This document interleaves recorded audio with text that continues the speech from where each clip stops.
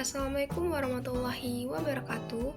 Halo semuanya, perkenalkan nama saya Zahra Putri Nurdama dengan NIM 400401265353133 dari kelas D Sawit, Program Studi Teknologi Rekayasa Kimia Industri Universitas Diponegoro. Di sini saya ingin membahas mengenai unit kompetensi yang ketiga, yaitu merancang sistem tanggap darurat. Video ini saya buat bertujuan untuk memenuhi tugas UAS mata kuliah K3LH dengan dosen pengampu Bapak Insinyur Cok Udowo, STMH, IPM, Asian Engineering, ICP, APEC Engineering. Selamat menyaksikan. Sistem tanggap darurat merupakan suatu sistem yang dirancang secara terencana dan terstruktur untuk menghadapi serta menangani kondisi darurat di tempat kerja. Sistem ini disusun agar perusahaan dan pekerja memiliki pedoman yang jelas ketika terjadi situasi berbahaya yang tidak direncanakan. Di dalam sistem tanggap darurat, terdapat prosedur kerja yang harus diikuti. Dengan adanya sistem ini, keadaan darurat dapat dikendalikan sehingga dampak terhadap keselamatan pekerja, aset perusahaan, dan lingkungan sekitar dapat diminimalkan. Tujuan dari sistem tanggap darurat adalah untuk melindungi keselamatan dan kesehatan seluruh pekerja ketika terjadi keadaan darurat. Dengan sistem ini, perusahaan dapat mencegah atau mengurangi kemungkinan terjadinya korban jiwa maupun cedera serius. Selain itu, sistem tanggap darurat bertujuan untuk meminimalkan kerusakan terhadap peralatan, bangunan, dan lingkungan sekitar, serta membantu mengendalikan situasi darurat agar tidak semakin memburuk.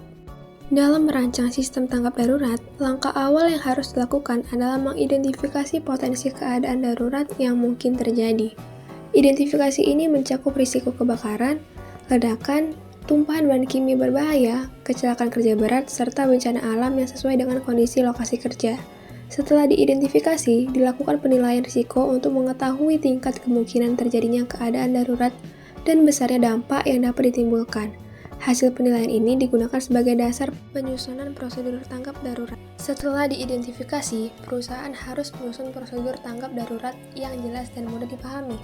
Prosedur ini mencakup tindakan awal yang harus dilakukan ketika keadaan darurat terjadi, sistem pelaporan, serta komunikasi darurat. Selain itu, jalur evakuasi harus ditetapkan dengan jelas agar pekerja dapat menyelamatkan diri dengan aman. Perusahaan juga perlu membentuk tim tanggap darurat dengan pembagian tugas dan tanggung jawab yang jelas agar penanganan darurat dapat dilakukan secara cepat dan terkoordinasi. Agar sistem tangkap darurat dapat berjalan dengan efektif, perusahaan harus menyediakan sarana dan prasarana yang memadai. Sarana tersebut meliputi alat-alat pemadam api ringan, sistem alarm, jalur evakuasi, titik kumpul, serta peralatan P3K dan alat pelindung diri. Selain itu, fasilitas pelatihan dan simulasi keadaan darurat perlu dilakukan secara berkala, agar pekerja memahami prosedur dan mampu bertindak cepat serta tepat saat keadaan darurat benar-benar terjadi. Peraturan utama yang mengatur sistem tanggap darurat di tempat kerja adalah Undang-Undang Nomor 1 Tahun 1970 tentang Keselamatan Kerja.